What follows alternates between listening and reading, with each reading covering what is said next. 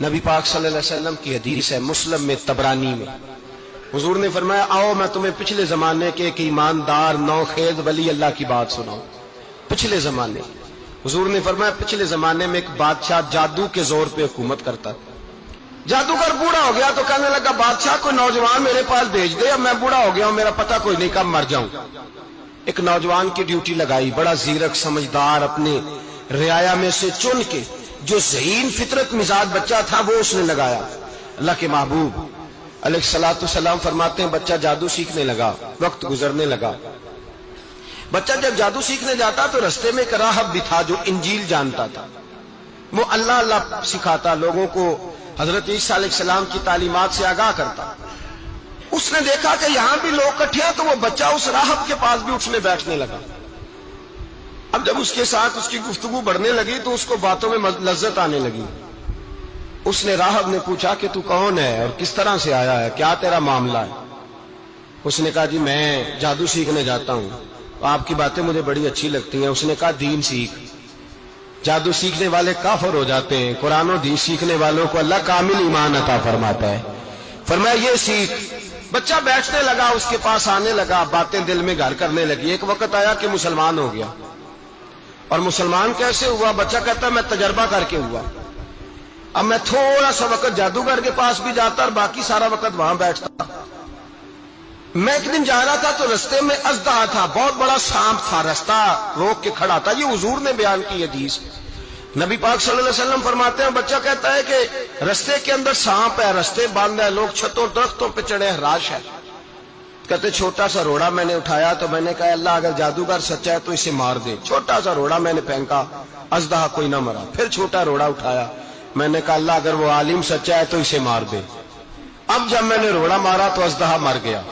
میرے اندر سے گواہی آئی نہیں دین کی باتیں سچی ہیں، نہیں قرآن کی باتیں اسلام سمجھانے کے لیے عرض کر رہا ہوں، اگرچہ اس دور میں انجیل تھی، اللہ رسول کی باتیں اچھی ہیں۔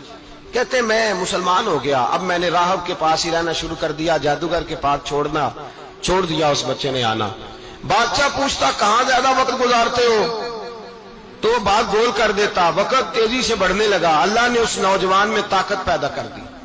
اب وہ اس کے اندر نا اللہ نے توانائی روحانیت پیدا کر دی، ابھی جوان ہے، 14-15 سال عمر ہے۔ اللہ نے اب جو بیمار بھی آتا وہ دعا کرتا تو اللہ صحت عطا کر دیتا، جو بھی آتا۔ بادشاہ کا ایک درباری تھا، بادشاہ کو پنکھا جلتا تھا، وہ اندھا ہو گیا، کوئی ایسی تکلیف آئی کہ نابینا ہو گیا، بڑے علاج کرائے شفا نہیں ہوئی۔ کسی نے اس بچے کا پتہ بتایا کانوں میں، اس کے پاس گیا تو بچہ کہنے لگا شفا تو ہو جائے گی پر کلمہ پڑھنا پڑے گا، مسلمان ہونا پڑے گا، جس پیغمبر کا میں غلام ہوں تجھے بھی بننا پڑے گا، دین پہ عمل کرنا پڑے گا، اللہ شفا دیتا ہے۔ اس نے کہا تو مجھے کلمہ پڑھا، مجھے شفا دے، میں تیار ہوں۔ اس نے کہا شفا تو اللہ دیتا ہے۔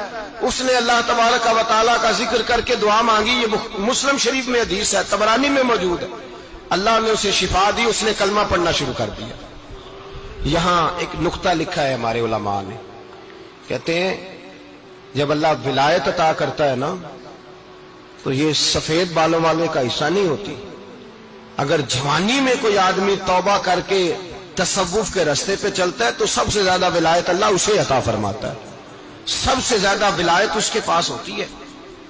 ابھی اس کے بال کالے ہیں، چڑھتی جوانی ہے، دعا کی تو اللہ نے، اور حدیث پاک میں موجود ہے کوڑے آتے تو شفا یاب ہو جاتے، اندھے آتے تو شفا یاب، برس والے آتے تو اللہ سے دے۔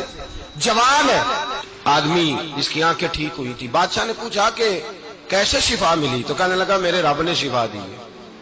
بادشاہ سجدے کراتا تھا، اپنے آپ کو منواتا تھا، معاذ اللہ، کہنے لگا میرے علاوہ کون رب ہے؟ اس نے کہا وہی رب ہے جس نے تجھے پیدا کیا ہے، اور وہی رب ہے جس نے مجھے اندھے کو آنکھیں دی ہیں، وہی ہے میرا مالک۔ کہا اچھا تو مجھے نہیں مانتا؟